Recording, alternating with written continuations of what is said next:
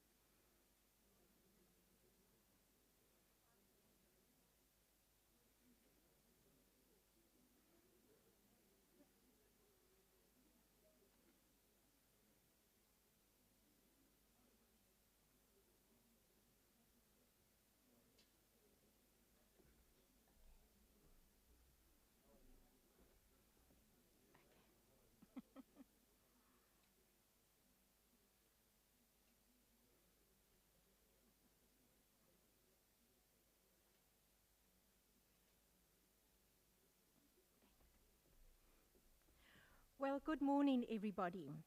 Can you believe we are here at last? This has been 6 months in planning and work, and it's very exciting that we're here together despite many problems, hurdles.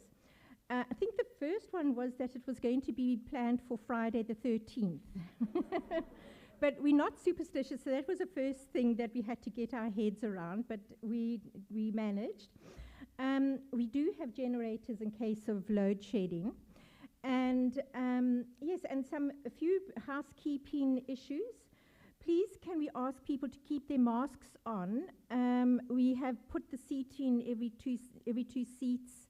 And even when you're outside in the foyer, could you please be aware of social distancing and keeping your masks on? And we have a lady here who will come up and sanitize the podium and the microphone between sessions. And also after the launch is an orientation, and we're going to come back here, Shirk, that's right. Okay, super.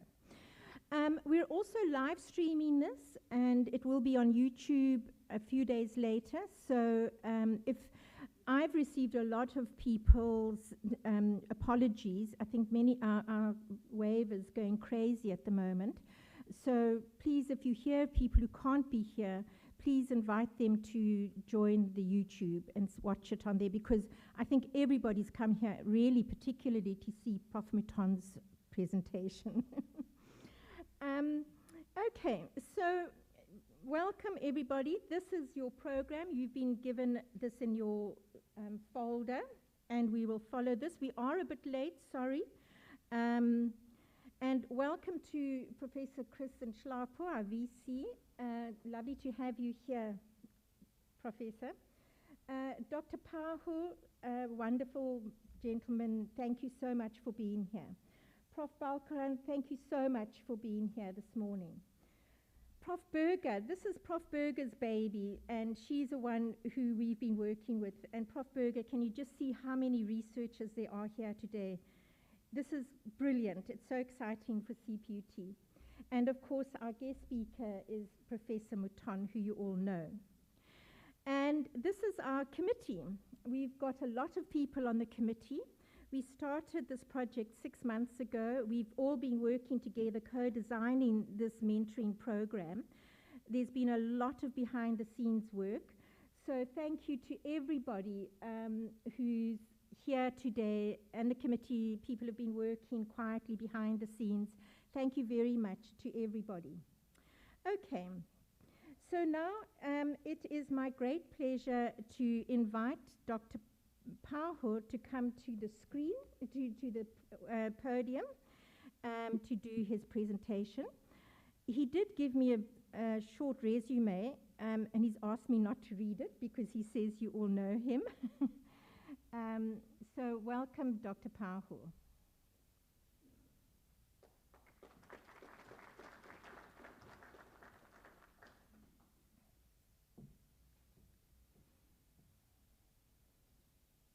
Not that one.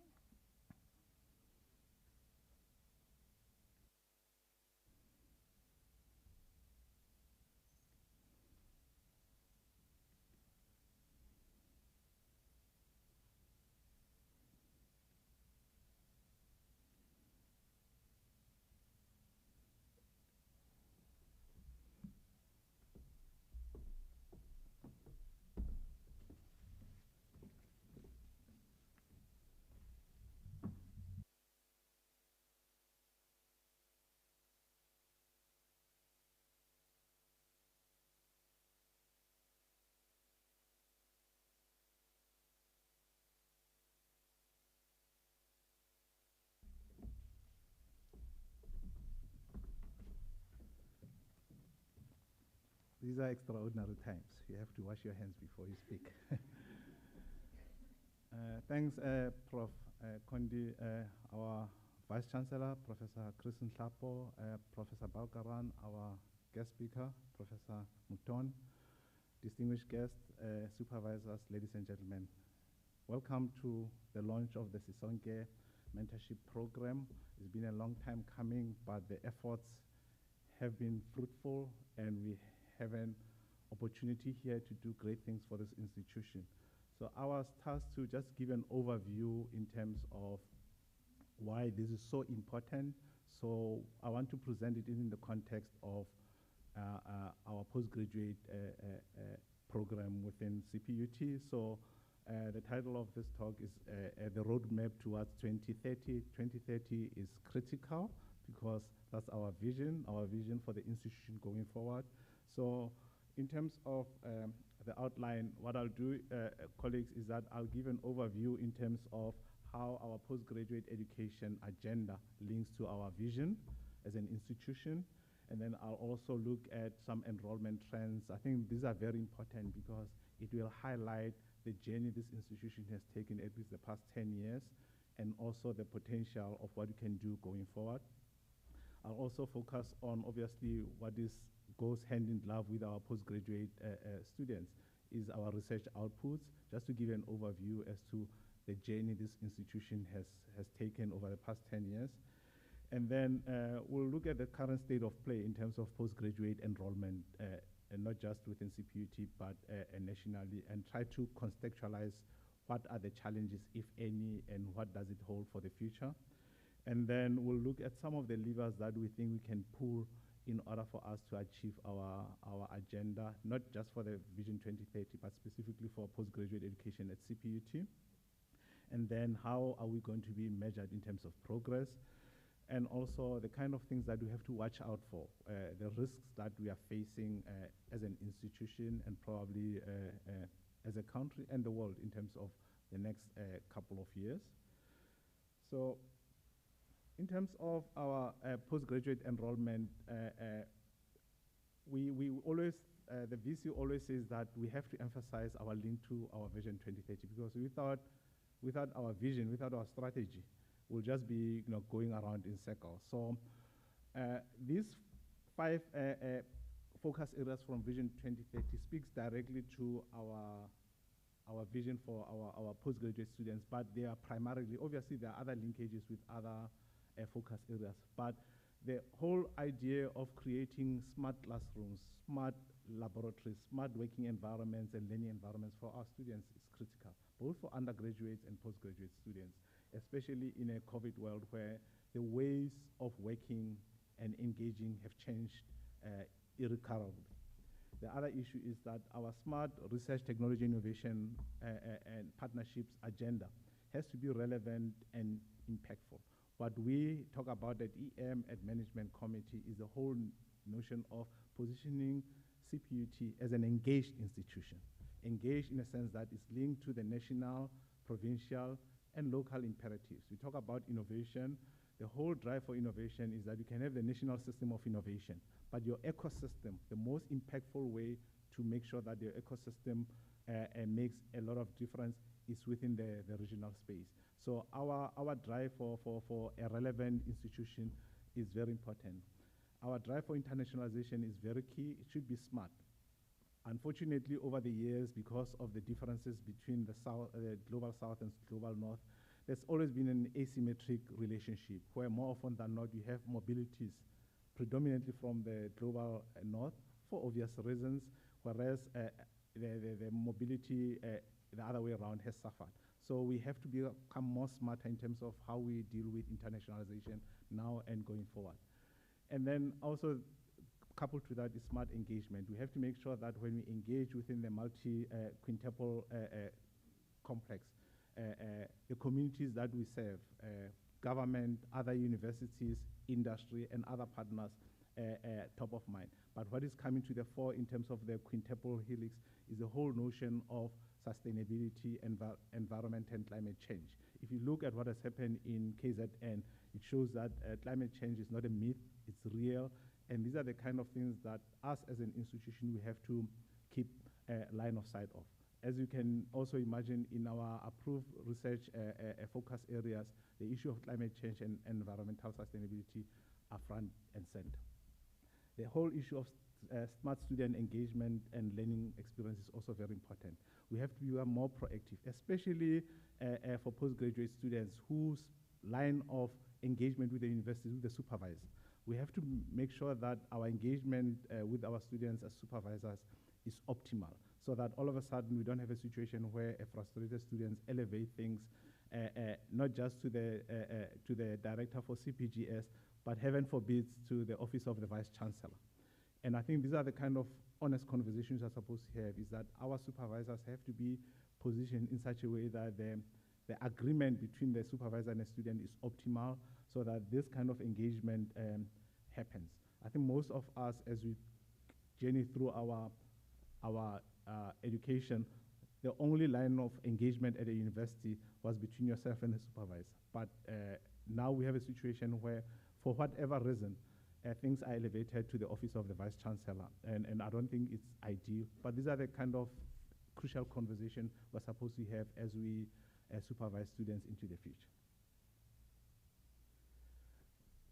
One of the things that the Vice-Chancellor asked me to really look at critically is also our enrollment trends, at least in the past 10 years. The good news, colleagues, and this is also a tribute to those who have laid the foundation for where this institution is that from 2010 right up to now, there's been an upward trajectory in terms of postgraduate enrollment, and it's a good thing. It's the best thing that we can do. I've just highlighted that for 2022, the registration still continues, so just keep that in mind if you're worried about the dip. But what is important also in terms of this is that we have under-promised in terms of our vision for 2030. What we really want to do is by 2030, we want to double our postgraduate enrollment from the 2021 baseline. So if we do our sums right, by 2030, the DVC RTIP at that time should be telling the Vice-Chancellor and Council that we have at least around 3,300 or more postgraduate students at CPUT. That is our strategic intent in terms of our Vision 2030. But based on what the trajectory has happened over the years, we know we are not doing that badly, but we can do better. And that's where also this kind of engagement is very important. If we have that kind of ambition, what are we doing to ensure that when we achieve that, it's not at the expense of supervisory capacity within CPUT. The next one just shows about demographics, because employment equity, gender parity is not just a university, but a national imperative. As you can see that in terms of from 2016 until now, the trajectory of South African students who are postgraduate students at CPUT have been on an upward trajectory, and that is a good thing. But also what is important, if you track the percentage of female students, we are nudging towards 50%, but the intent is to make sure that the student profile fits our national profile in terms of gender enrollment. And if you can exceed it, that's great. So there have been an upward trajectory, and I think it's an issue of importance that we are having more South African students coming into the sector doing postgraduate studies at CPUT. The other issue which is tied hand in glove with our postgraduate enrollment and obviously success is our research outputs. And of critical importance is that also there has been an upward trajectory from 2011 until 2021. Obviously there has been a dip, and there will be a dip because of COVID and other things. But also what's important is if you look at the graph on the other side, the per capita output has increased quite significantly from 2011. Obviously, we need this to go up. And it's also tied to, if we can have more students, postgraduate students in the system, finishing their qualifications in the minimum possible time, increasing the enrollment and other things, that key output will increase. This is what keeps our Vice-Chancellor awake at night in terms of our research output, because it's an ultimate measure as to how we're doing relative to our peers. But I think that's quite important. So there have been an upward trajectory, but anyone will agree that we can do much better in this space. So in terms of postgraduate trends, the enrollment, the current state of play, what we know, and thanks to Mr. Mapatahani, in terms of the presentation that he made recently to I think it was Senex, where he highlighted that, no, look, there has been a marked decline in postgraduate enrollment across the higher education sector in South Africa. This is information that came from DHED. It's not necessarily the challenge that we as CPUT face, but it has been highlighted that we have seen a decline, but there have to be a national decline in postgraduate enrollment, specifically in the past 2 or 3 years. So the question this raises, firstly, is that, is there potential for upswing once we enter into what Prof. Englehill says is a new post-COVID normal? We live in hope, but hopefully, once we settle into whatever the future holds, maybe there would be an upswing. The other issue is that, and it's basically the reason we are here, is that with that in mind, does CPUT have adequate and appropriate supervisory capacity to support our ambitions for 2030? Within the South African context, obviously, it's very important for us to understand where we are. I mean, I've looked at the trend in the UK and in Germany, in the US. What happens in those countries for postgraduate studies is that the uptake, international student registration has gone down. But for a lot of students in Western countries, it has shot up. And the reason is quite straightforward. In those countries, they decided, no, look, rather than venture into an uncertain job market, they can spend the next 2 or 3 or 5 years doing their postgraduate students. So it's understandable. So that's why the South African context is very important. In South Africa, unfortunately, we have serious challenges. Even before COVID, the issue of inequality, unemployment, and poverty bedevils us as a country. Even before COVID, our economy has been on a sharp decline over the past 10 years. Whether you call them the lost decade, it's irrelevant, but our economy has been on a decline, so COVID has not helped. So our context is different from the more established economies. But obviously, the more established economies have one thing in common with us. The number of international students, at least in the past 2 years, has also dipped. In Australia, I think the dip was as much as 15%. And the issue about Australia is that after coal and iron, international education is the biggest export product in Australia. So there has been some pain, but for local students, it has not been that significant in advanced economies. So, but what is the potential impact within the South African context? Obviously, for new postgraduate students in South Africa, maybe some of them will say, no, the past 2, 3 years, they had a waiting game to see where COVID will go. And some of the reasons could be financial, uncertainty about how long the pandemic will last.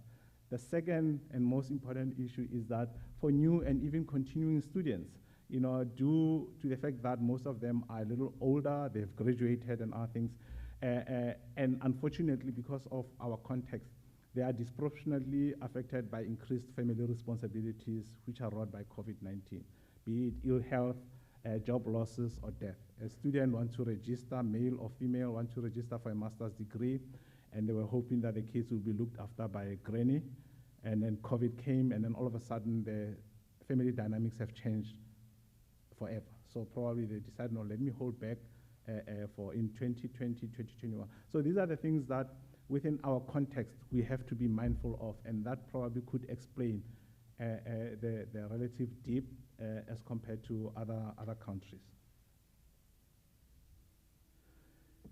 So the question is then, where to from now for us as an institution, not necessarily as a country.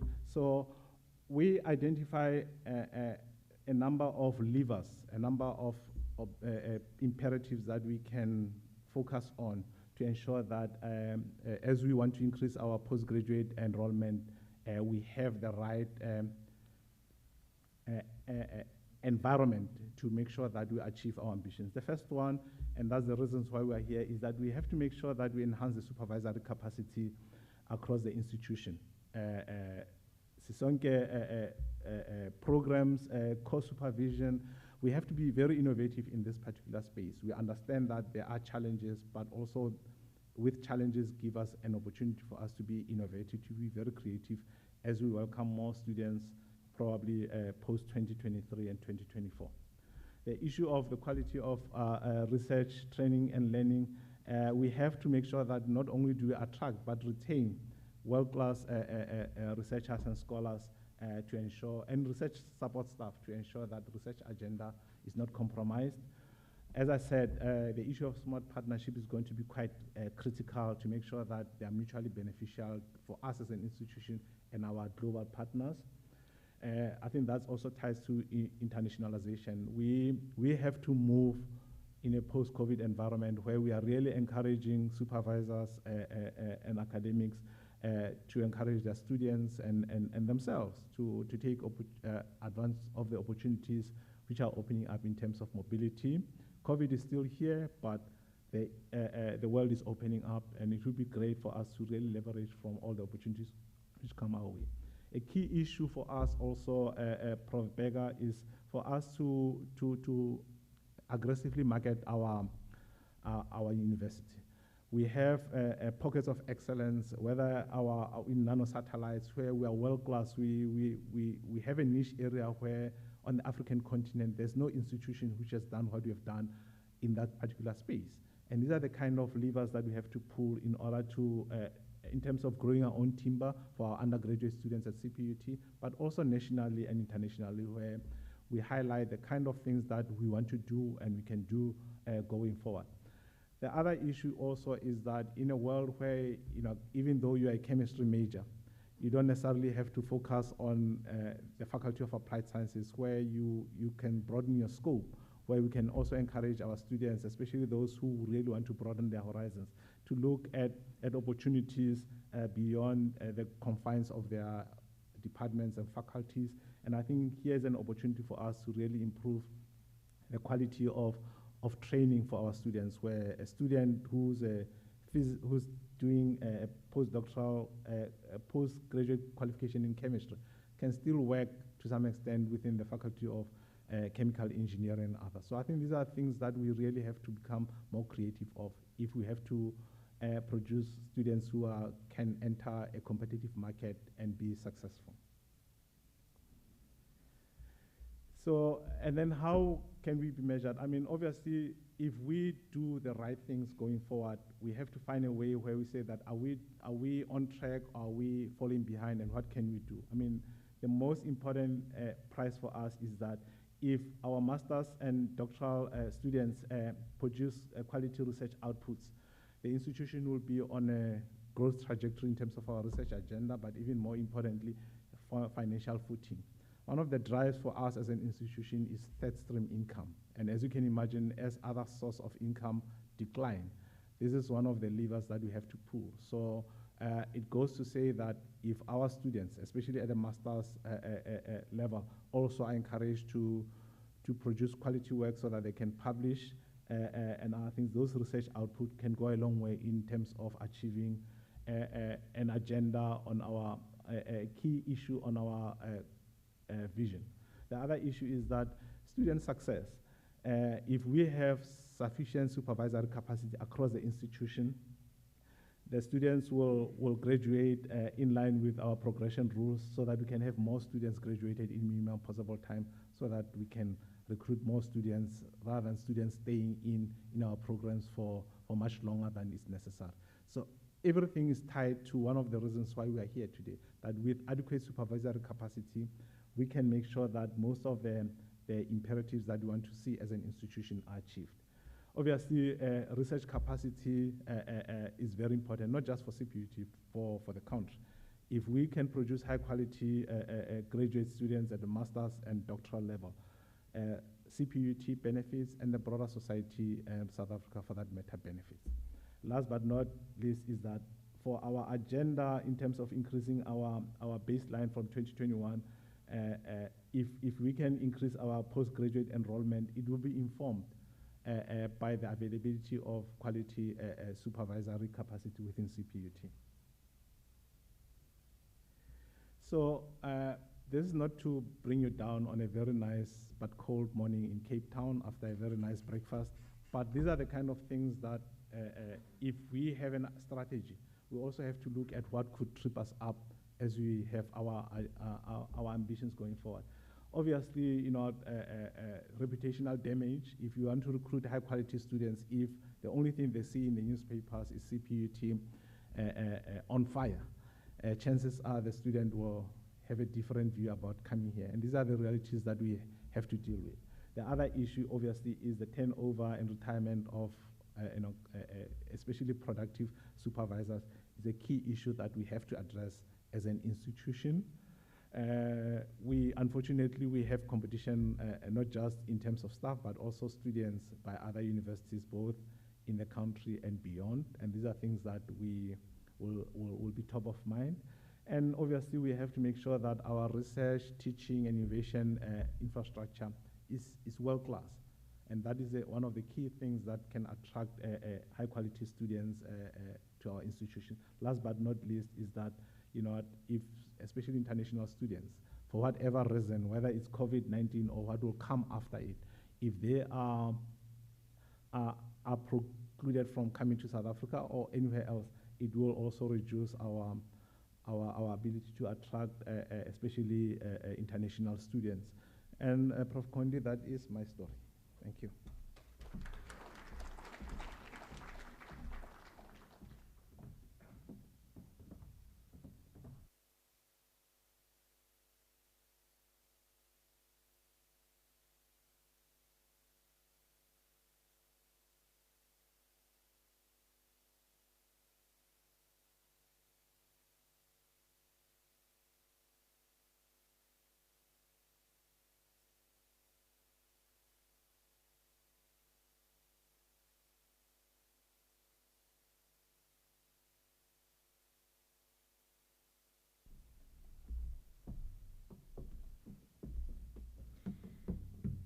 Thank you, Dr. Phaho. That was a very inspirational presentation, and we hope that the Sisonke project is going to speak to a lot of your points.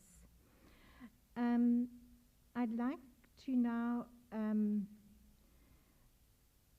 read the bio of Professor Burger.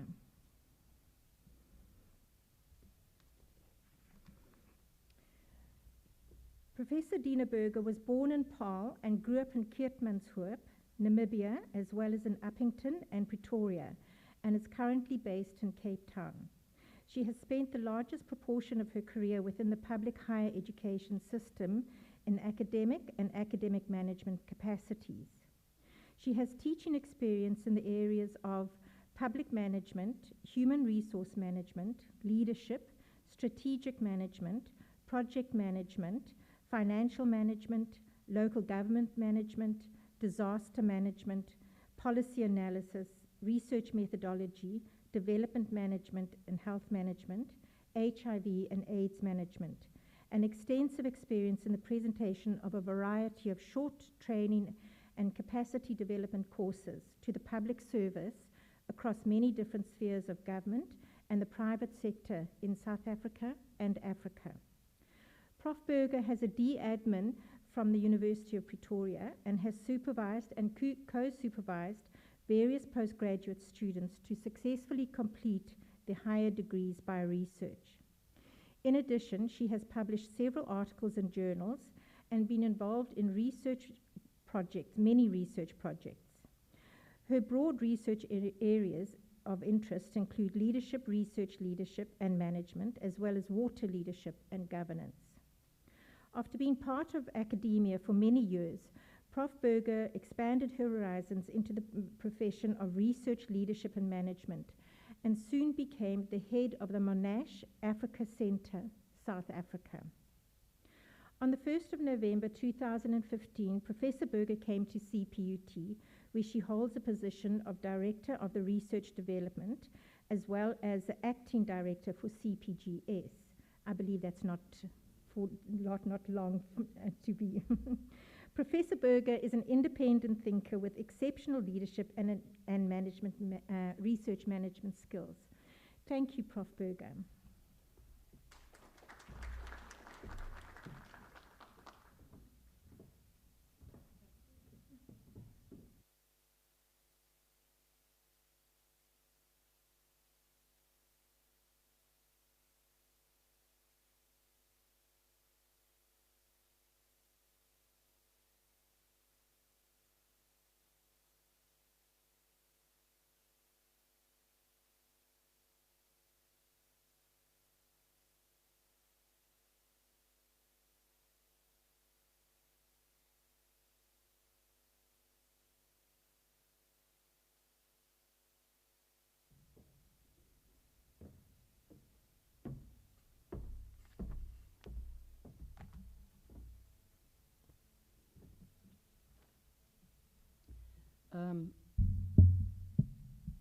program director. I'll stand over here because otherwise people will definitely not see me due to my length.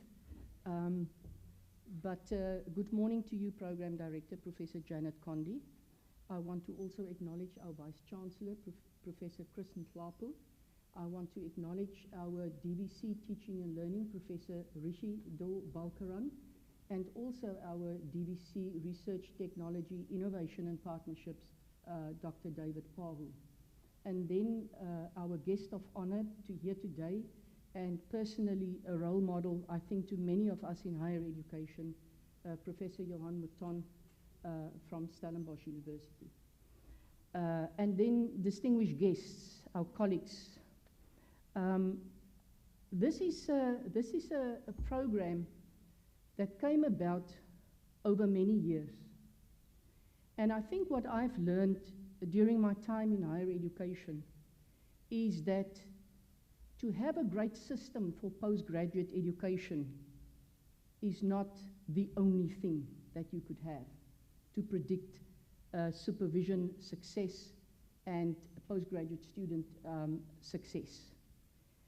I have had hundreds, if not thousands, of discussions with academic staff and academic support staff across the years in higher education. And also the fact that I've worked in different universities and in different environments, international environments. And what is clear to me is that it is important to have a system in place, but it has to do with the soft issues. It has to do with the supervisor and the postgraduate student, predominantly. That journey, that relationship, that is what lies at heart, I think, of successful postgraduate education.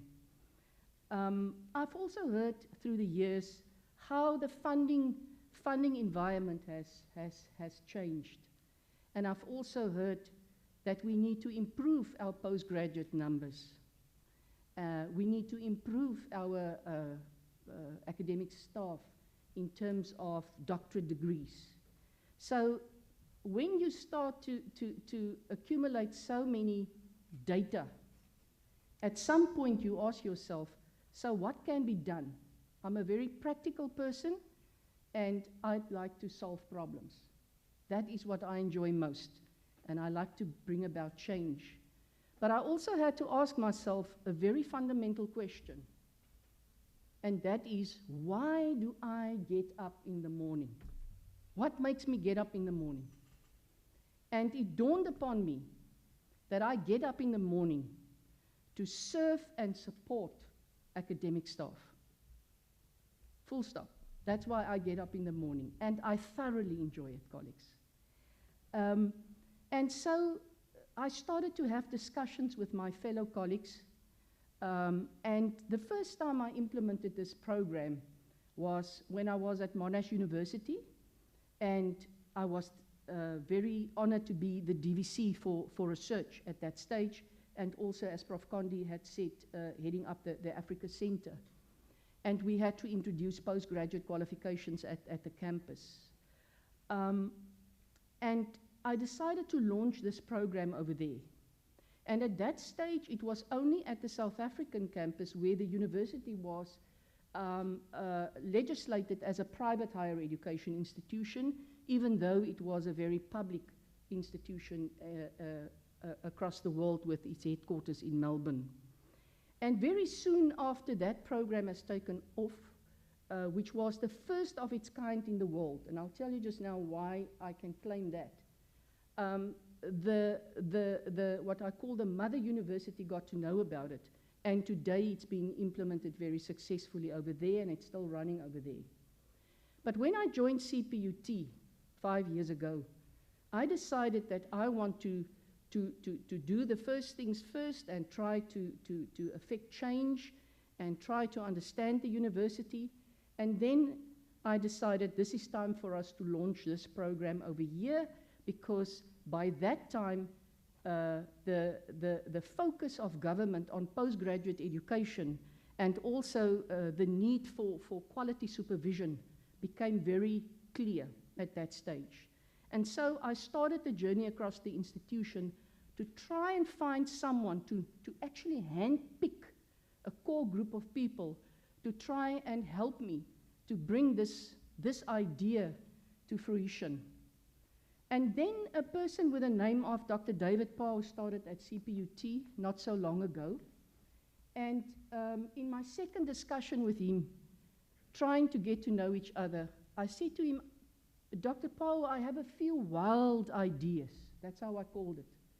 In fact, I think I said crazy ideas at that stage. And he said, well, tell me about your crazy ideas. And one of the ideas was to have such a program. And his first reaction was to say, I admire ideas, especially crazy ideas. That's what he told me. And that gave me the inspiration to really now try and make this program take place. And I was then encouraged to get a core group of people together that I could explain the idea. But one of the things that I really learned from the previous round at Monash University was that you need to invest a lot of time in piloting the program. You don't just dive in, because the culture at CPUT is very different from the culture that I was used to, where I implemented the program first.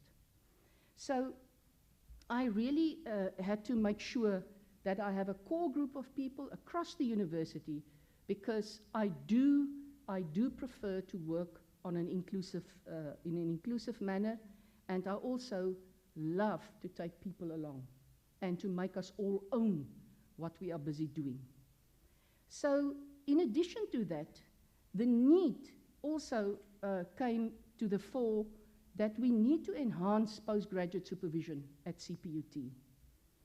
And it also came about through many conversations with our postgraduate students, even at an honors level. And the message that I was getting was that supervisors and students find themselves very often in what I want to call these lonely spaces. There where you sit and you go through the work of the student, where you sit alone. When you sign your performance agreement, you hear you need to supervise Dr. So-and-so.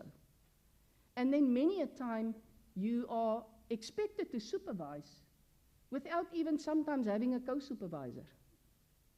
And you just have to do it, and you have to be successful.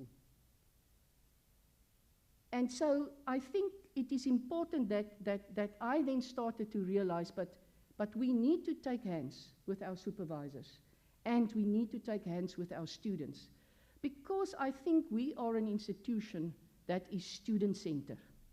Student-centered. That is what I've learned of CPUT when I arrived here, and we are no different today, and we will certainly be no different in our new strategy leading up to 2030. But we wanted a unique program. Now, what is the uniqueness of this program? I just want to start off by saying something. It's human-centered, with an equal focus on the supervisor and the student, and most importantly also, together with that, parallel with that, it's a research project. In other words, this program will yield outputs, and it has yielded outputs already, even in the first year of its pilot phase.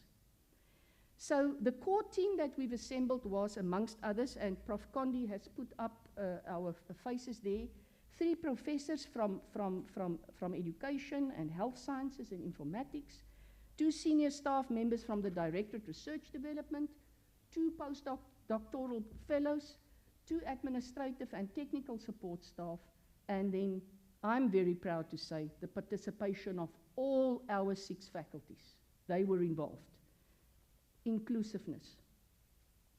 And therefore, we can very proudly say that this program was co-designed and developed by a team of people that put up their hand and said, I want to become involved in this. I have an interest in this, and I want to walk the journey with a team of people.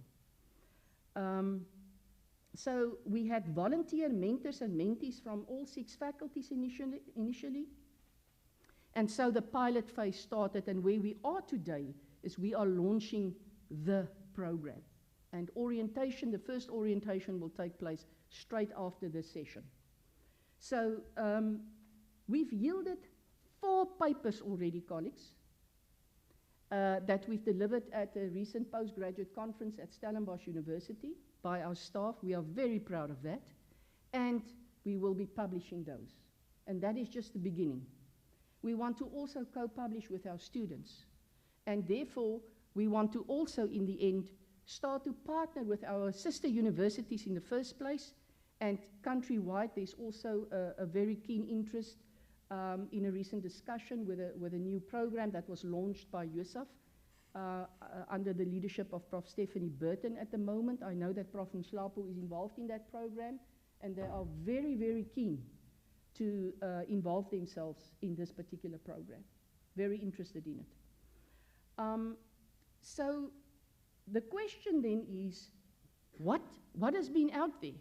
And we know that there are many mentorship programs in research and education available out there, but ours is unique because it has a research component. And the second reason why ours is unique, it is highly human-centered, and I will unpack that a little bit later.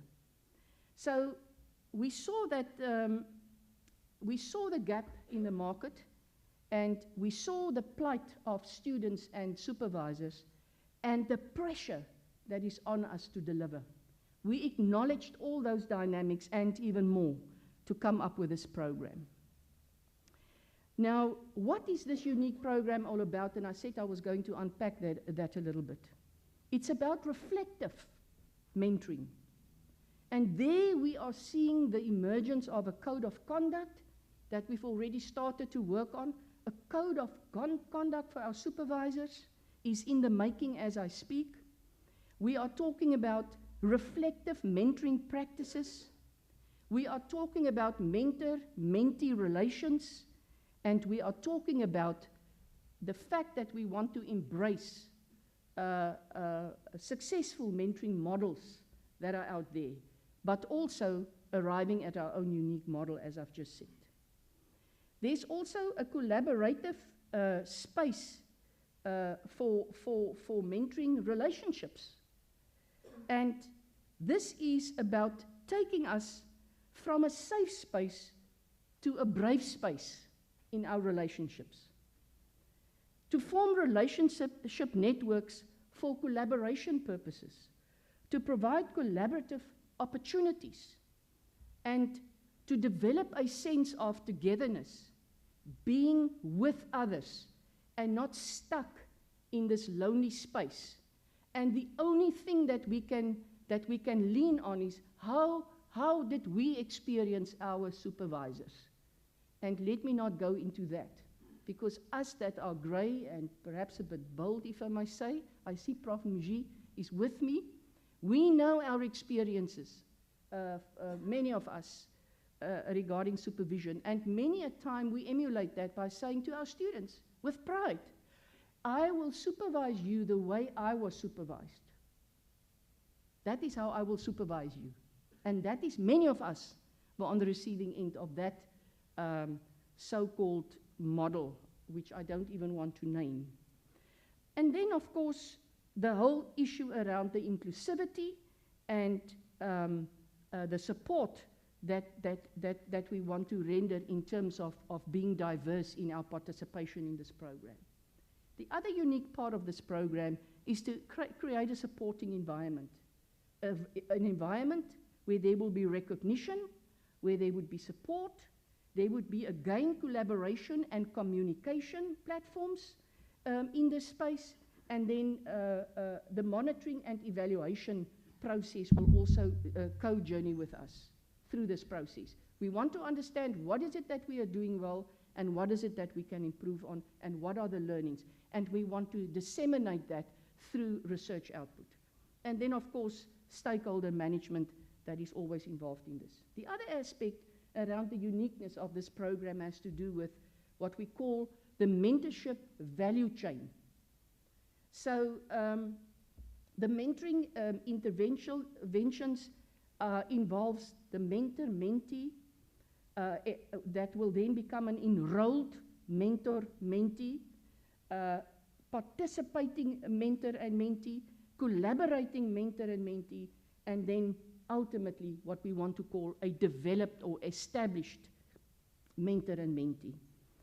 And the outcomes that we will see will also then yield postgraduates, and as you've heard, we want to double up on that by 2030, increase research outputs, and then funded projects, internally and externally funded projects, mobilization and exchanges, and then also, as I've said earlier on, research outputs. So how can we then see what we call a progression trajectory in this program? How will that work? So the mentee will be a novice supervisor, and a mentor will be mentoring within the discipline. That is how it will take place. Then you will get a master mentor that are mentoring across disciplines. And then you will get an emeritus mentor that will transition in knowledge to be more established, and then knowledge transfer will take place, passing the baton on to our more established supervisors. Now, again, the whole concept of, and I want you to see this, so you start to become a whole community of practice. And that takes us then from safe spaces, very lonely spaces, and it creates connection and support and become then a brave space for collaborative learning. So the process that we would follow is we will recruit, like we've done in the pilot project, we will enroll in colleagues in the program, we will pair them, and we will build relationships, and then in the end, there will be the mentoring handshake. Now, I just wanted to speak a little bit about this handshake that we are talking about, because it often symbolizes the ceiling of an alliance. It is also a symbol of respect and loyalty, and an expression of gratitude.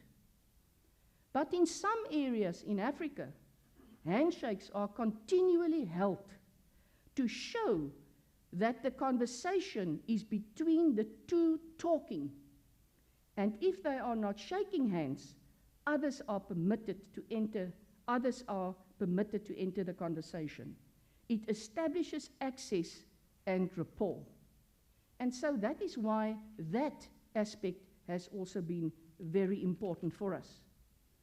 Now, please be on the lookout going forward during the implementation phase for institutional events that will take place around this, faculty support events, and mentoring engagement arrangements that we will be making.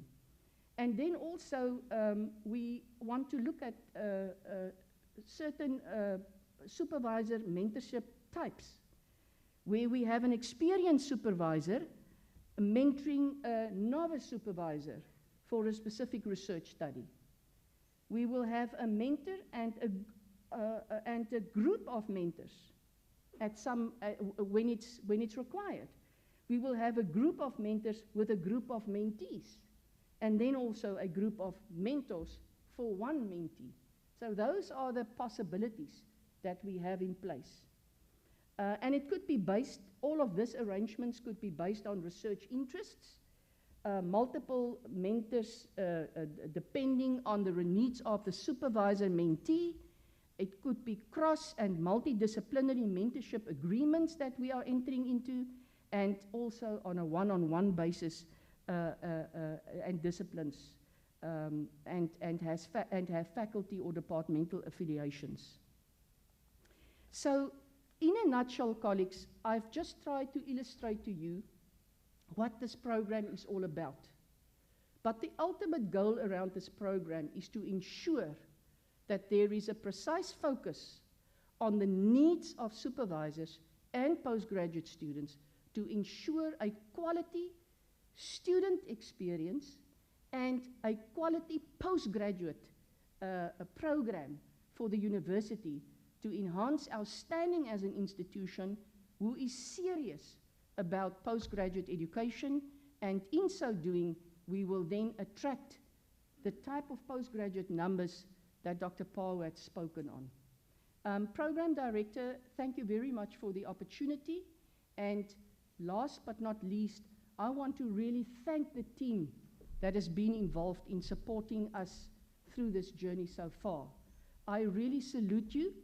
I thank you from the bottom of my heart, and I really am very proud to have walked this journey with you. And a special word of thank you should be going to Professor Janet Condy, who was the person that has immediately understood the idea, has immediately understand the concept, and said to me, Dina, we will go with this. And I can assure you that we will make a success out of it. I really want to thank you for that, Prof. Condy. Thank you.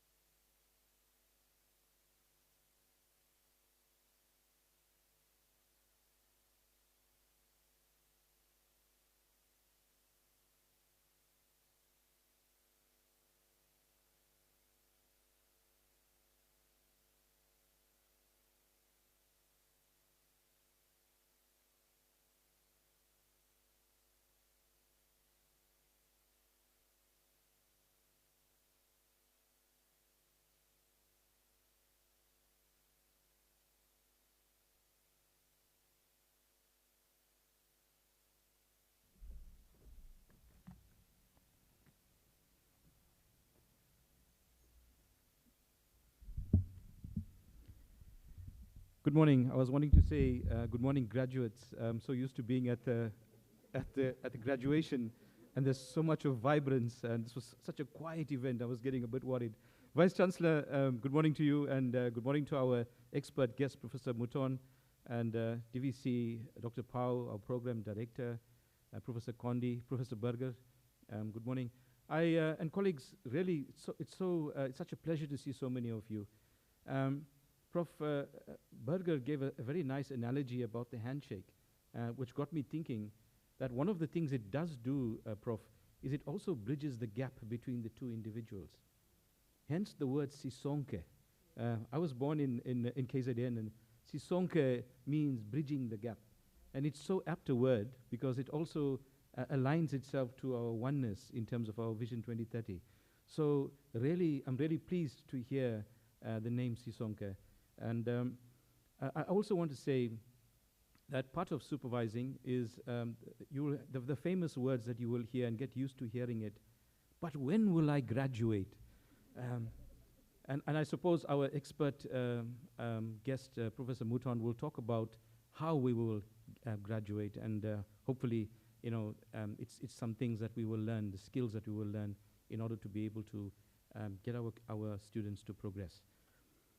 Colleagues, let me start by saying it's such an honor to have this function of introducing our guest, our expert guest, because I think at the launch of such an event, it is really important for us to launch it in a way that sets an example. It sets the tone. It sets the bar. And I think when I do read the bio for Professor Mouton, just kind of think about yourself in relation to that and try to pitch yourself there, because I think it's really great. It's a great example. And I'm really pleased. So let me not say anything more and get on with the biography. So Professor Mouton is the director of the Department of Science Innovation, the National Research Foundation Center of Excellence for Scientometrics and Science and Technology Innovation Policy, and the professor at the CREST and the Center for Research on Evaluation, Science and Technology. He is on the editorial board of 5 international journals, including Science and Public Policy, Science Technology, and Science and Minerva. He has authored and co-authored 10 monographs, including The Practice of Social Research in 2002 with Earl Brabby, How to Succeed in Your Master's and Doctoral Studies, 2001, and Doctoral Education in South Africa with Nico Kluti in 2015. He has also edited and co-edited 9 books, published 90 articles in peer-reviewed journals and chapters in books, written more than 100 contracts and technical reports, and given more than 200 papers at national and international conferences and seminars. I'm trying hard to digest that. He has presented more than 60 workshops on research methodology, postgrad supervision, and bibliometrics, and supervised more than 100 doctoral and master's students. He has received 2 prizes from the Academy of Science and Arts in South Africa, including one of his contributions to the promotion of research methodology in South Africa. He has established the South African Doctoral Academy, the ADA, in 2009. In 2012, he was elected to the Council of the Academy of Science of South Africa. In 2020, he was listed in the 2nd edition of the ASSAF's publication on the Legends of South African Science. He was lead and co-author on the following recent books and major reports: Building a Cadre of Researchers in South Africa 2017, The Next Generation of Scientists in Africa 2018, The Quality of South Africa's Research Publications in 2019, The State of South African Research Enterprises in 2019, and a review of the National Research and Development Strategy and the 10-year Innovation Plan in 2020. He is currently working on the predatory publishing funding of science in Africa and mobility of South African doctoral graduates and the state of knowledge production in South African universities. Colleagues, need I say more? Professor Mouton, colleagues, I present our expert guest for the day. Thank you.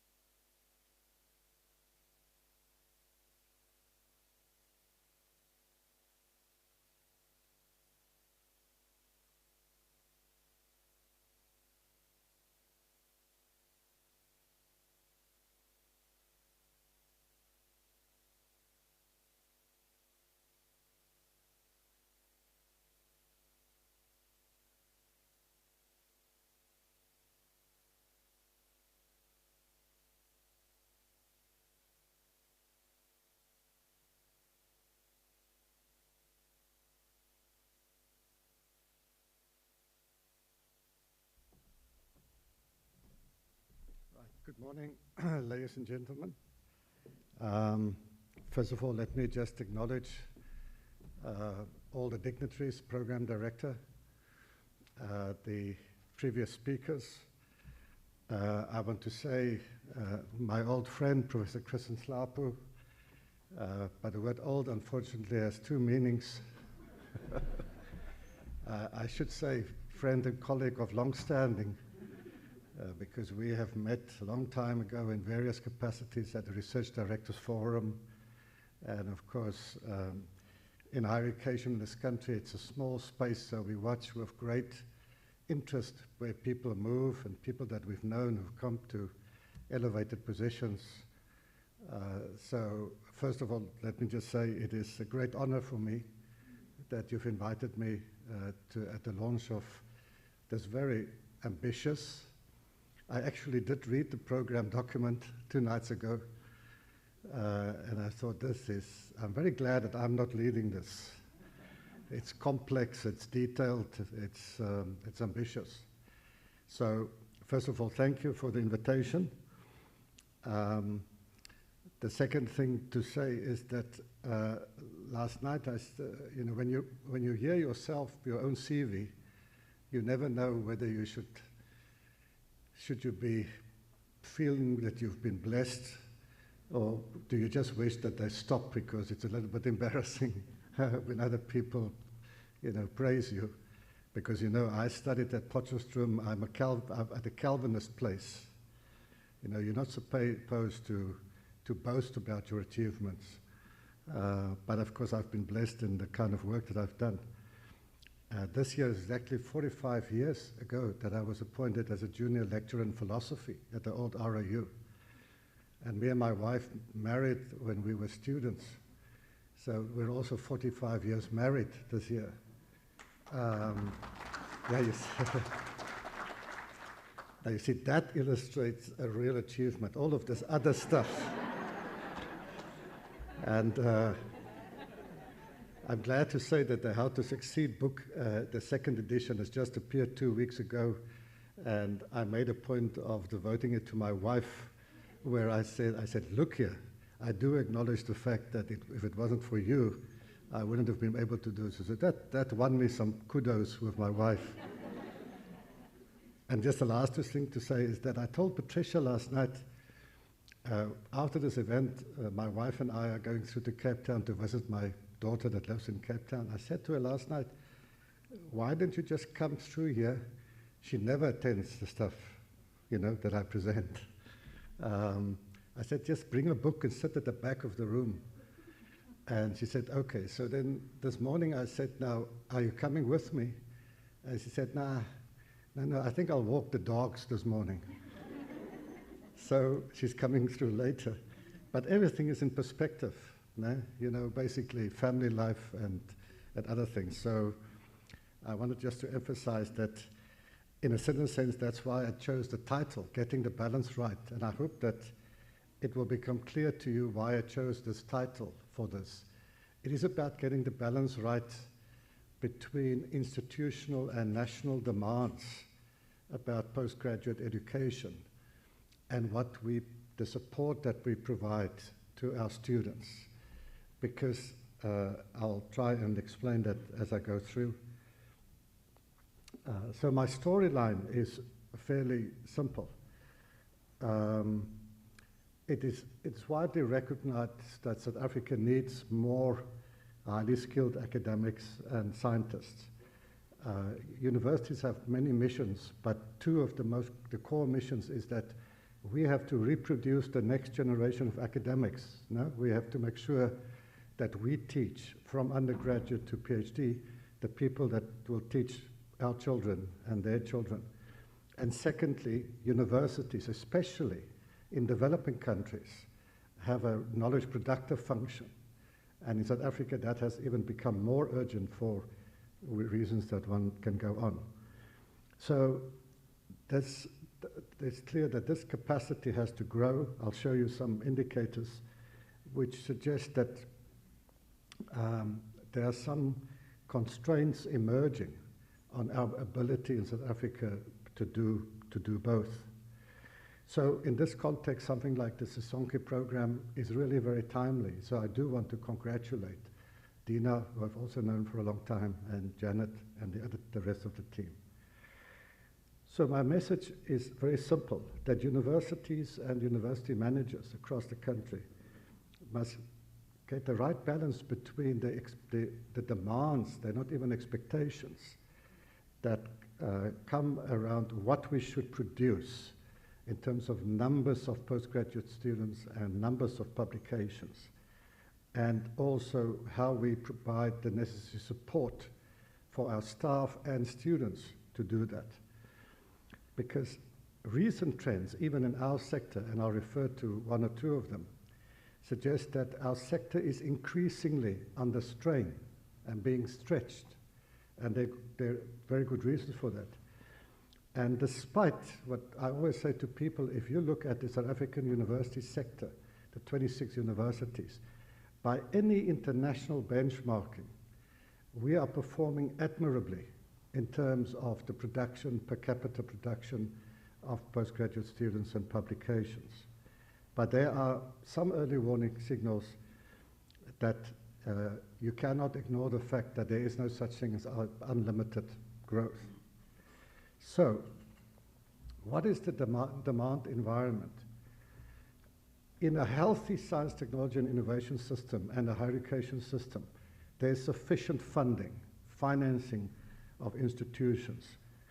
There is sufficient funding to drive the growth in human resource capacity, that is academic and non-academic staff.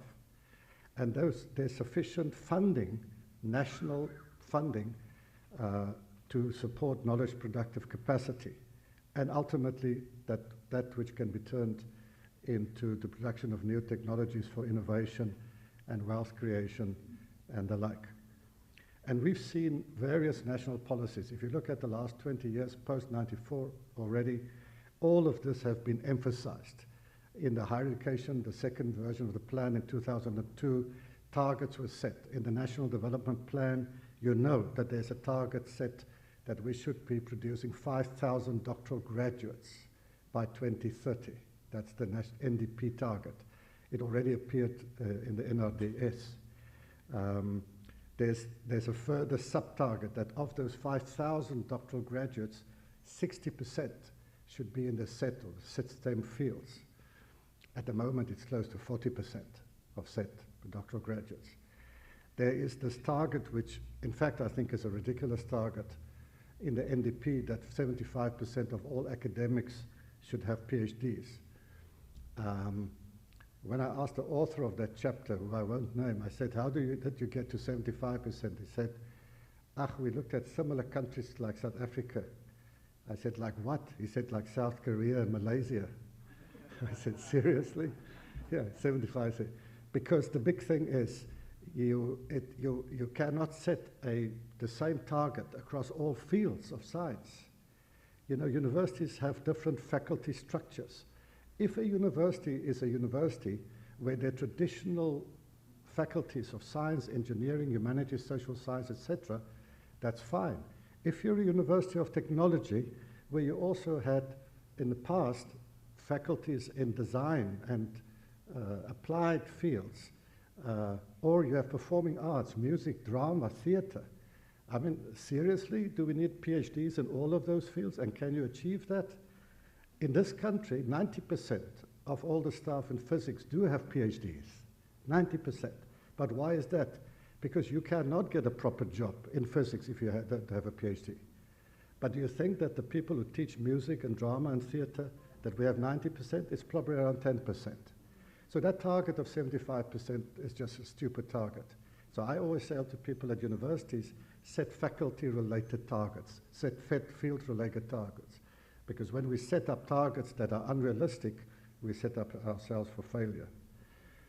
And then the national policy imperatives. Now, I mean, I know it's been mentioned in the first presentation, which I really appreciated, by the way. It helped to set the context, that we must produce ever-increasing number of masters and doctoral graduates. And then if that is enough, this is a demand that we must deliver them in the shortest period of time. And how is that operationally defined? Well, it's defined by the NRF, and him is saying that the shortest period of time is somewhere between 3 and 4 years. Well, let me tell you, the average time to degree of all doctoral students in this country is 4.6 years. And if you then break it down between those who study part-time and those who study full-time, the part-time students, which makes up 60% of our doctoral students in this country, study while they work. They do not have enough financial support to study full-time. That 60% take 5.1 years. But those who manage to study full-time, who are mostly in the natural sciences, they finish it in 3.4 years. But they make up 40%, you see. So we have to be very careful to take these very blanket rules and just apply them. And so for me, this is again an example where we have to get the balance right the balance right between quality and, you know, demands about, you know, you have to absolutely finish. This student is now on the books for 5 years and 6 years, and then I get a call from the dean, and then I ignore it. So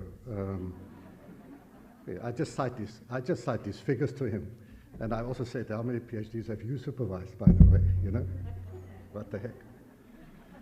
So it was very interesting. The first graphs by yourself, it was Dr. Power, because here are some interesting trends. These are the official HUMIS data that go to 2020. And you see the green line are the number of doctoral enrollments in the country, and the red line are the number of doctoral graduates.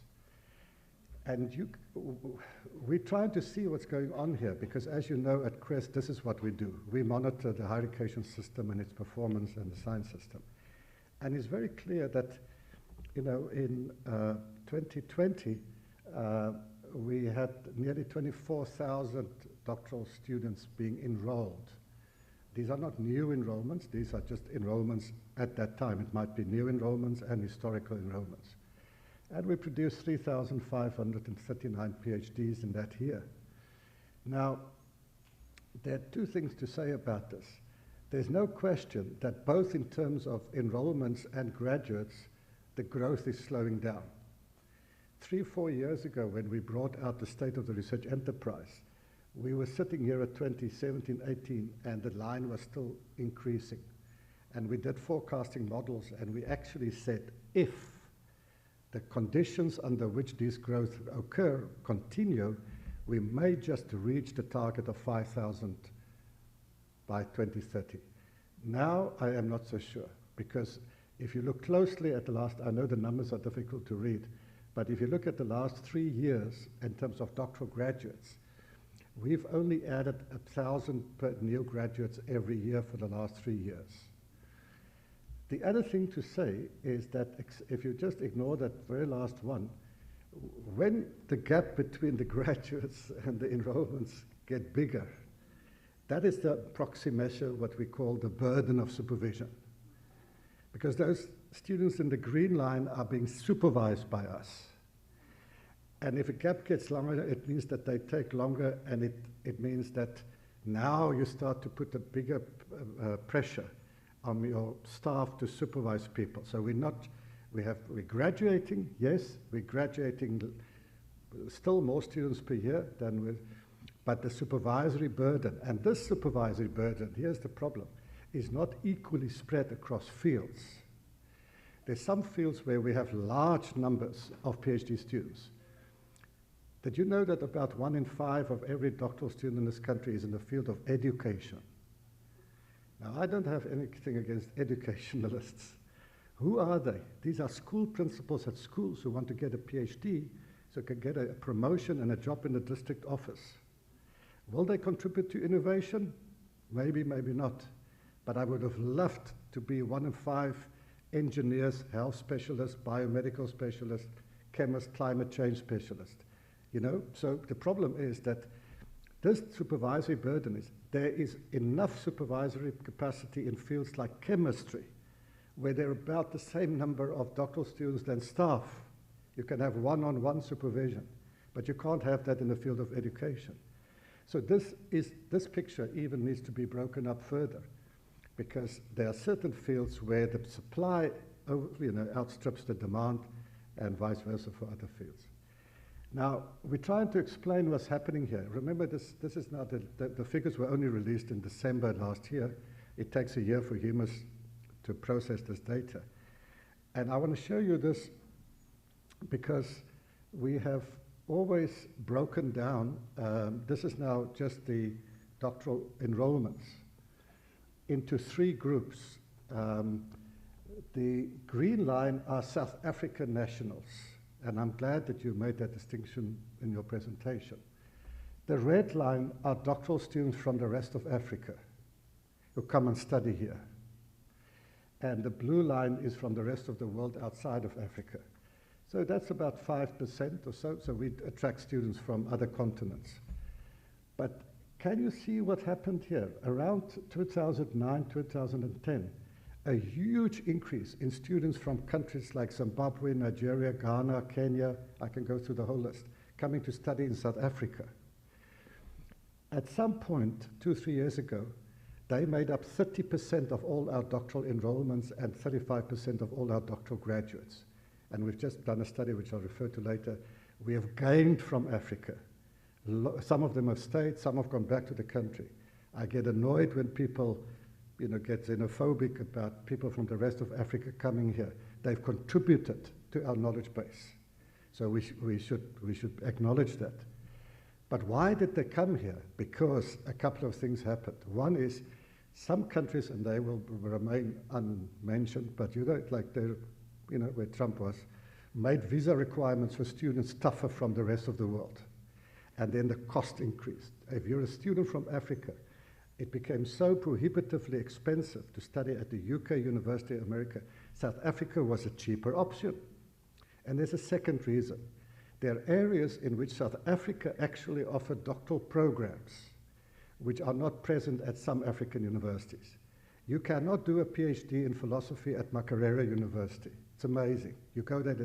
So if you want to do that, you either go overseas or you come to pretty much any one of 15 universities in South Africa. So South Africa has become a hub for doctoral education. But you see what's happening now in the last 2 years. That's declining. And we made the point in this report that I referred to, is that the growth of South African doctoral students is actually fueled more by the enrollments from the rest of Africa than our own students, which is also flattening off. That is not a healthy situation. We need both. We need to grow our own timber, meaning South African graduates, and we must be a place where students from the rest of Africa and the world feel comfortable to come to. We don't know, is this financial constraints? Is this COVID? What's happening here? We need to track it. But you can see why, and I can see in your own numbers, you talked about the decline in the last year or two. This is, by the way, across pretty much every university in South Africa. You're not facing a unique challenge, let me just say. I have these figures for every South African university, breakdown by these categories. And if you want to get that, send me an email and I'll send it to Dina or whatever.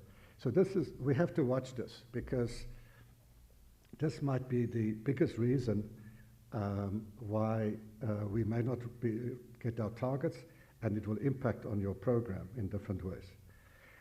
Well, so CPUT, I have done a little bit of work last night to compare with CPUT. This is your enrollments and graduates according to HEMIS. There's always a slight difference between the internal data and the HEMIS data because of various reasons I'm going to. But your doctoral enrollments has also grown quite nicely. The compound annual growth rate, CAGR, is 10%, which is slightly higher than the national average of 7%. That's good. Your graduates has grown from 6 to 36, if that's correct, 12%. But you see the last 3 years stagnating at the same numbers. And it now coincides with national figures. And you're quite right. Dina referred to that. You are competing with the same pool of students. And so it is going to be a challenge. And to my mind, the best way to address this challenge is you have to think, and I'm sure that's part of the Sisonke program, your strategy has to get your own students from the bachelor's to the honors to the master PhD. If you want to go and compete with them where they already have done their honors and masters at Stellenbosch or UCT, you're not on a winning streak. You have to create the right conditions that your own students who come here, that they want to complete their postgraduate studies here. So that's. I don't know whether you could see that. This is something. I've got a very smart. Well, I've got a lot of smart women in my center, and I've got one very smart one. She makes these graphs for me. You know, it's quite interesting. Compare yourself. CPUT is in the top left-hand corner. I apologize for it. Next to that is Northwest University, then Rhodes, Stellenbosch. This is the trend in growth of your academic staff. HEMIS defines academic staff as permanent instructional staff. You see CPUT is sitting here from 500 to 600, and not a huge growth. Look at what's happened at Northwest. You know, they have grown their academic staff. Remember, the academic staff are going to be your supervisors and mentors. Rhodes has stayed small. Stellenbosch, flatter thing. UKZM has come up and down. So you see Univen, very small. So here we see the huge differences between the universities. Of course, size matters. You should actually normalize that by the number of students, I know that. But it's just a trend that I think is, you know, UCT has grown its number of staff from 500 in 2020, by the way, to 2021. It's a 20-year period, 2000 to 2020. And the one that we referred to earlier is that, of course, if you want to supervise PhD students, you have to have a PhD yourself. Now, here's the national trend. Remember the target is 75% of staff must have PhDs by 2030. We can forget about this. Because in 16 years, we've moved from 30% to 49% in the country. The university with the highest percentage of PhDs is Pretoria at the moment at 70%. But you must look at their faculty structure. They've got a medical school, agriculture, whatever. And then the second highest, I think at the moment, is UCT at 67 and Rhodes at 64. But you have like MUT at 10%. So what you've done is actually quite remarkable. You have moved from, in 2005, only 10% of your staff had PhDs. And you have taken that up to 30%. Let me just say, that threefold increase is amazing, because this happens at the same time that some of your senior staff who's got PhDs retire. So you should celebrate that. And if you can get that up to 40% in the next 5 to 10 years, it's a 25% increase on your supervisory capacity. So this is not a bad message for you. The last statistic, I think, I don't want to take up all the time with statistics, is we've just done a study, Nico Klutter and myself and Ian Bunting. There's a real interesting thing in South African higher education. And that is when you compare the universities and see what proportion does the professoriate make out of their total academic staff, professoriate being full professors and associate professors. There's a huge correlation with performance indicators like knowledge production, innovation, and graduates. Now you see, look at CPUT, you have about, according to this, and I hope that the figures are correct, that the professoriate is a very small percentage, less than 10% of the total staff. That means you must have a large group of senior lecturers, and some of the University of Technology still have junior lecturers, which are being phased out. But look at UCT. 40% of their staff are either professors or senior professors. Now, first of all, it costs them a hell of a lot of money, because this is now they do earn more. But you see, this becomes a proxy for research intensity. Even Rhodes, which is a small university, a third of their staff are professors and associate professors. Univen is going down. That should be a cause of concern for you. Pretoria is sitting at 35%. Stellenbosch sitting there, and Limpopo, and we've done these correlations. They're very strong correlations. And it shouldn't be surprising, because your professoriate, your senior professors are the people who should take the lead in terms of high-level supervision and knowledge production and innovation. Okay, so I'm not sure whether that was a positive or a negative message. It's a mixed message. So I thought at least let me end on a slightly more positive note. And also because we've just done a study. I get very confused when we do studies and they are not released very quickly. We did a study which is already done 6 months ago on what happens to doctoral graduates in this country, the first major doctoral traces study. We literally surveyed all, between 2000 and 2018, there were 29,000 doctoral graduates. We got 16,000 of their emails. We sent them questionnaires, the biggest web survey ever of doctoral trace studies, got 6,400 responses, wrote a report for DSI, and it's been with DSI for the last 5 months for signing off by, the bureaucrats. So I thought, what the heck? I'm not supposed to even give you the results. So what have we found? There are a few things here which I think are relevant to Sisonke and to the university. The thing is that doctoral graduates in this country, I've already mentioned this, because now we ask these questions. These are people who have graduated between 2000 and 2018. So we ask them a lot of questions about their doctoral studies and what's happened since. Employability, intersectoral mobility, geographic mobility, and so on. And that's where we establish once again that about 60% study part-time and 40% full-time. But see how it differs per field. No. There are only really 2 fields in the country where there are more full-time studying students than part-time. That's the biological and environmental sciences and physical and mathematical sciences. In engineering, it's about 50-50. Look at education. 78% study part-time. These are the school principals, the teachers. They have a job and they're 20% full-time.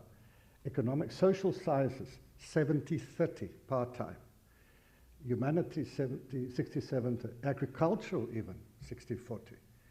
Now that's, let me just say, if there's one lesson I've learned with supervising masters and PhD students, it's worlds of difference been supervising a full-time student in residence and a part-time student who sits in Gauteng or in Kenya or in Ghana. I mean, it's not even on the same planet. Because the resident students, the few that I've had down my corridor, I can walk in, we can talk, I can have weekly meetings, daily meetings. And they are dedicated, and they finish in 3 years. But I cannot complain if someone sits with a job and a family and other domestic responsibilities, and they take 5 years. I think it's an achievement if you do it in 5 years, or even 6 years. The longest, by the way, is 12 years. But this is a woman, Felicitas Moya, in Zambia, single mother, teaches sociology. She interrupted studies. She's probably too old to, when she started the PhD, she was already 45. But when she got a PhD 2 years ago, how proud she was, how her family was proud. I couldn't care less that the dean said, why do you have one person who took 12 years? I said, you go and tell that woman it wasn't worthwhile to do a PhD. Then we talk. So the numbers are not everything. For her, that was the culmination of her academic career to get a PhD before she even retires. So we must keep this in mind, and that's why you need to look, and this is in the Sisonke program, you must always disaggregate between part-time and full-time students. I know you know that. On finding employment, a very interesting result. 98% of doctoral graduates in this country over the last 20 years got a job. They either had a job, remember some of them studied, or they got a job within a year. Only 2% could not find employment within 6 years. So here's the story is, it's worth to do a PhD. I mean, we've got 45-50% unemployment, as youth between 18 and 64. But PhDs in this country are not unemployed. The majority are employed, either because they want, but that 40%, they get it. I'm not going to show, these are nice Sankey diagrams, what happens to, on the left-hand side, if you get the slides, I've told them they can circulate the slides, full-time enrollment, where they go. 1 in 5 go into a postdoctoral position. Now, that's another thing, which we're now going to do a study with the NRF, because the postdoc has become, for some people, a holding area.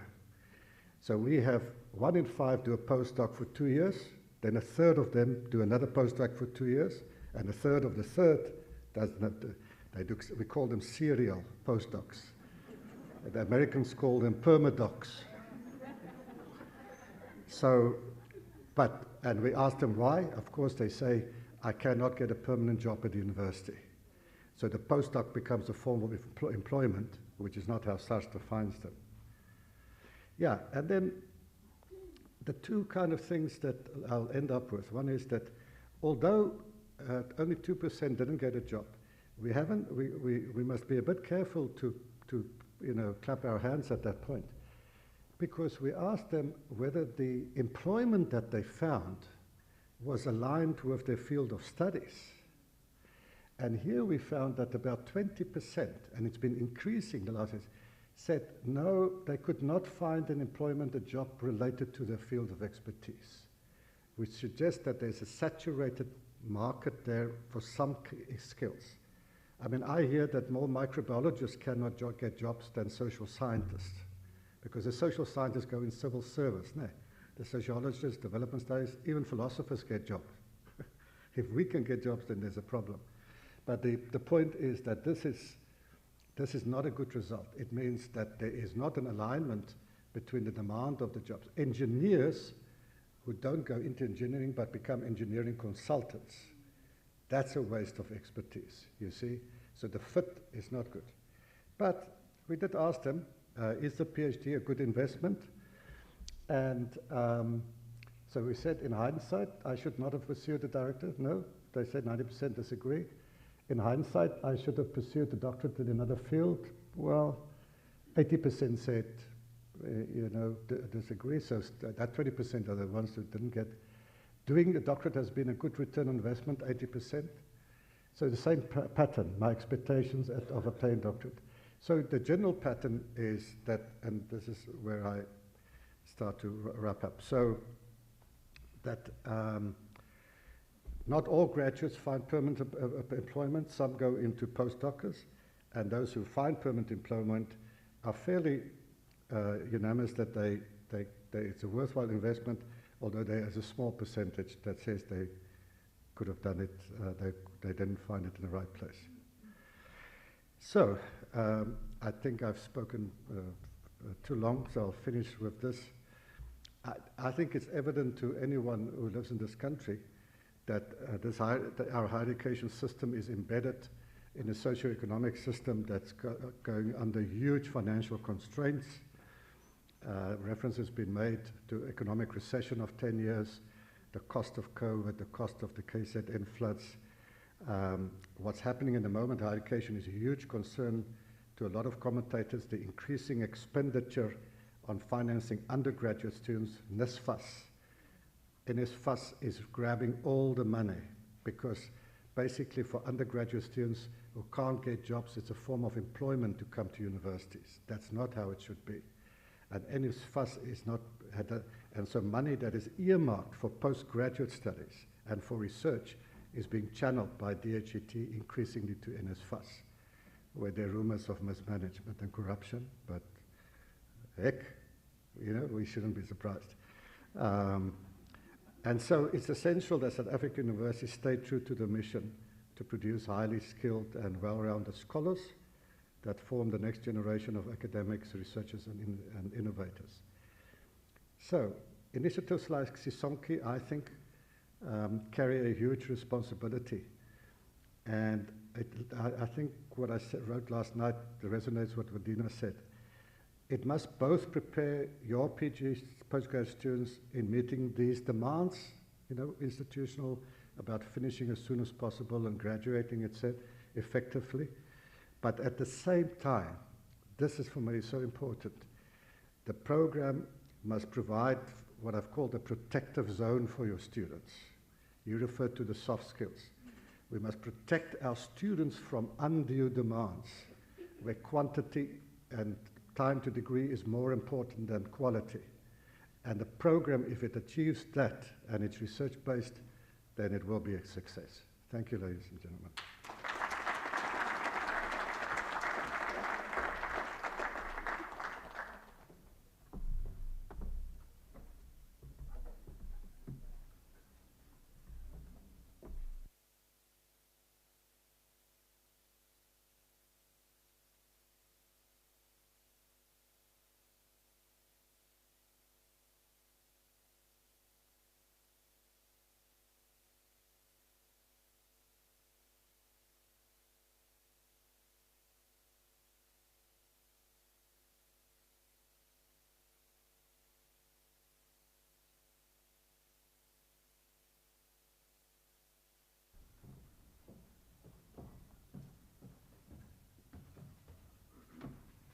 Thank you very much, Professor Mouton. I now call on Prof. Nhlapo to have the final word. Thank you.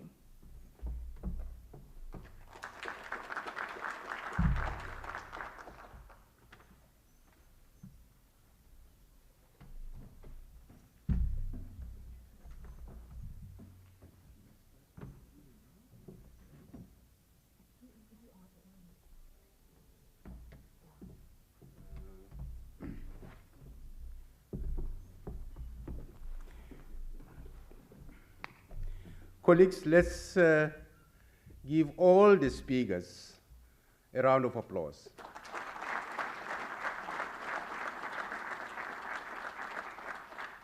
I was sitting there absorbing almost everything.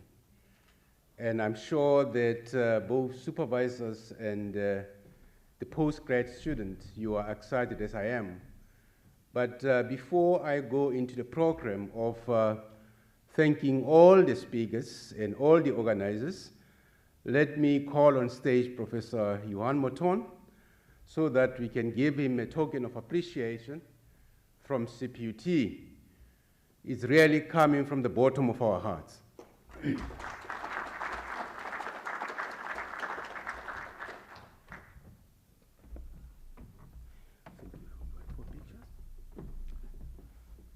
This is wine, it better be KWV.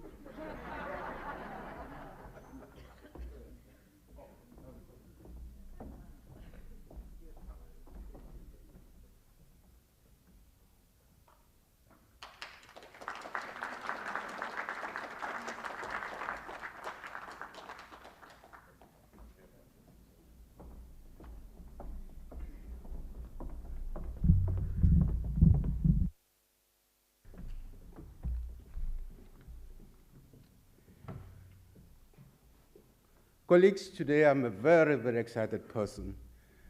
And allow me, Program Director, Professor Condy, to close this session.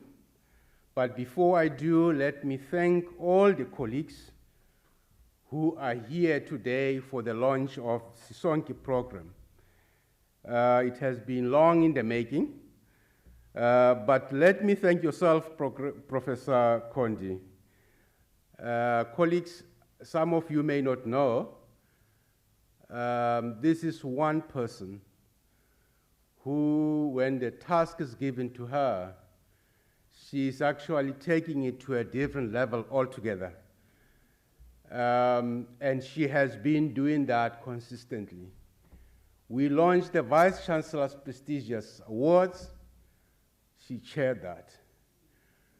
And we have funded so many students. And we have ensured that those students are successful, and a lot of them have graduated. We work with Christo Vice, and thanks to Christo for support. And you know who was the chair? Professor Condy. I think we are actually indebted to you, Prof, for the hard work that you have actually done for the institution.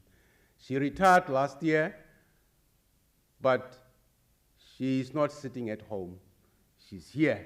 She's still contributing. These are the people that we are very, very proud of as an institution, because we are not under any illusion. We know for sure that there is still a lot of work that needs to be done.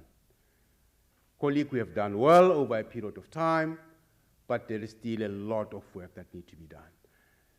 If we are to take into account the dreams and aspirations that we are having as an institution, we are having big and audacious goals. We wanted to be a smart university, but we also wanted to make sure that when we speak about research and innovation, we are playing our role. Thank you, Professor Condy.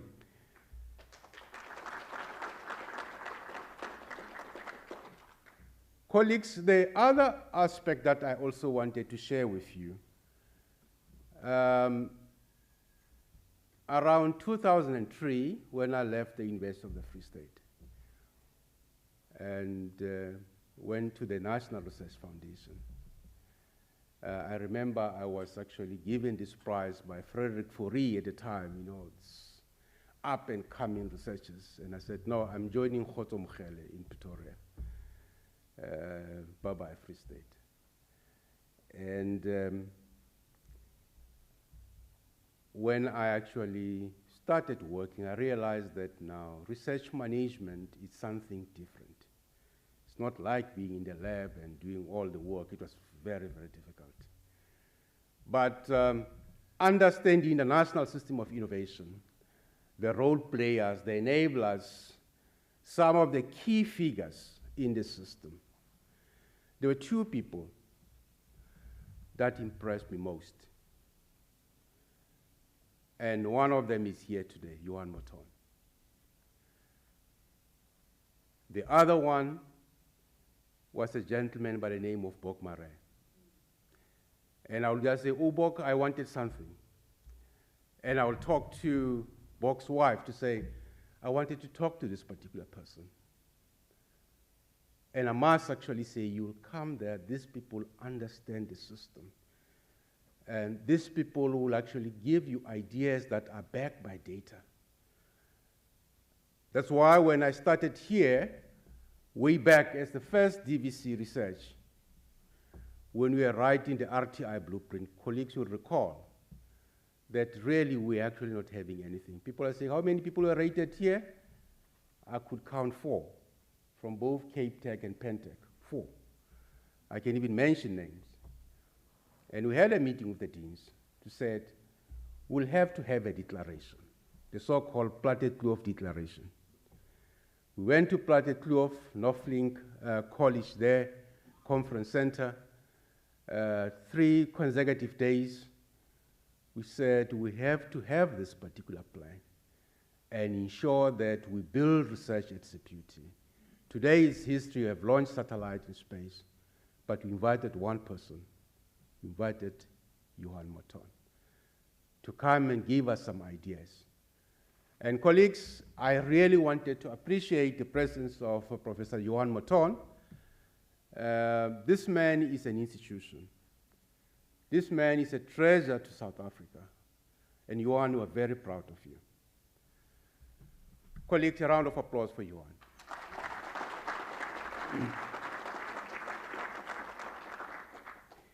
I also want to take this opportunity to thank the 2 DVC, Dr. Phaho, for giving us the lay of the land in terms of the state of postgraduate in South Africa, and at CPU in particular. It's not an easy terrain. It's very difficult. But I hope that Sisonke program is going to assist us to navigate the maze, to navigate the challenges, and ensure that all the challenges that result as a consequence of not having capacity, not having adequate program around the training of supervisors themselves. And you're absolutely right, Professor Berger, that to a large extent we rely on how we're supervised. So if my supervisor was not good, I'm likely to perpetuate that. So I'm hope that Sisonke is going to draw the line to say, henceforth, we'll have to build capacity of our novice researchers, build capacity of our mid-career researchers, build capacity of our established researchers, because at each and every level, there's a need for development, and development must be custom-made for each and every level. So we are looking forward as an institution to say, from the executive management point of view, we are fully behind you. We are fully behind the DVC. Of course, the DVC teaching and learning as well, because the two goes together. All the Dean, Professor Mji, we appreciate your presence here.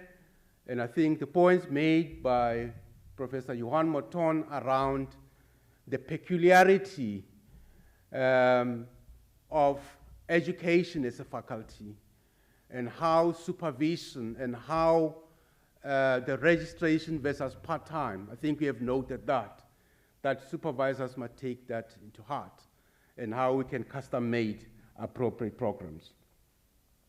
Colleagues, I think I also owe my debt of gratitude to all the supervisors at CPUT, all of them without exception. And most importantly, the postgraduate themselves. This is a community that we wanted to grow as an institution. It makes sense from all angles, from all perspectives. If we wanted to have good subsidy, we have to have a large number of postgraduate students on campus. if we wanted to change the whole ambience at CPUT, the whole environment, and become a truly smart university, we need to have a large proportion of postgraduate students. But the challenge we have seen that we have to grow our numbers of academics. We have to look at our professoriate. That means that the whole revision of the ad hominem promotion, we must actually look at that very carefully and ensure that we can actually have appropriate numbers and more hands to supervise our students. Then we'll be able to address the whole question of postgraduate supervision in South Africa. Professor Dina, thank you very much for the presentation. It was really illuminating because you have been bemoaning the system. We've been talking about the approaches, the styles, which ones are appropriate, group versus one-on-one, master apprentice, and all those debates. But you seem to have given us a formula as to how we can actually move forward and take into account the differences as far as the disciplines are concerned. And those will actually help us to ensure that the whole pipeline is cleared. Some time back, we did a study around the dropout as far as postgraduate is concerned. And we came to one conclusion, that it was not really about money, because a number of grant holders, they do actually support their student through grant holder linked bursaries. The big issue was student being in the wrong hands. And I think if we can actually crack that one to ensure that our students are in good hands, are not dropping out because of broken relationships, and of course the mentor and mentees, that even if you have signed the MOU or the contract as we call it today, but at the end of it all, it's a matter of passion, it's a matter of liking what you're doing. Colleagues, I wanted to also acknowledge the committee. I've looked at the committee. The committee is quite inclusive, quite representative, and I want to thank each one of you for making sure that we realize our dream of launching this particular program. I hope I've covered almost all of us who are here today, and if I happen to have omitted you, I actually rely many a times on two principles of law or two maxims of law. And I always talk about the principle of de minimis non curat lex. That let's take that as very, very small or insignificant, because it is possible that in conference of this nature, one will miss one or two.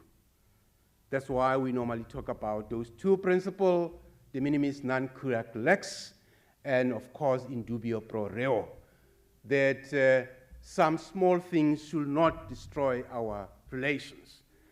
Of course, ladies and gentlemen, I wanted to ask all postgraduate out there, the ones that are here, the ones that are still at the BTech level, aspiring to get into postgraduate, let's ensure that we open that pipeline and be role model, because we need more numbers. And of course, I wanted to say to you, go out there and make CPUT a smart university. Things that Dr. Phaho talked about earlier on, he was talking about things to watch out. I think one of the key issues that he raised was seasonal protest. I think it's a very important risk that as executive management will look at it, and we said it is very important that we have to look at how we can better engage. That's why the issues of stakeholders, we are looking at them and we are ensuring that we engage genuinely, so that all the problems are dealt with proactively. and we can have CPUT as a peaceful higher education where people will be aspiring to come and study. And our B.Tech students will prefer to stay at this institution and pursue their postgraduate studies. But this cannot be achieved by executive management alone. We need all the shoulders on the wheel. Universities are microcosmos of society, and I think the challenges that we are seeing in society are the challenges that we are seeing here on campus. But we can become an island of excellence, where integrity, where ethics, where morality is prevailing. This can be a safe space for all of us. With that, ladies and gentlemen, enjoy your day further. I've enjoyed being with you here today. Thank you very much. Enkosi mawethu ndiyabulela. Bayadanki dames and here. Thank you.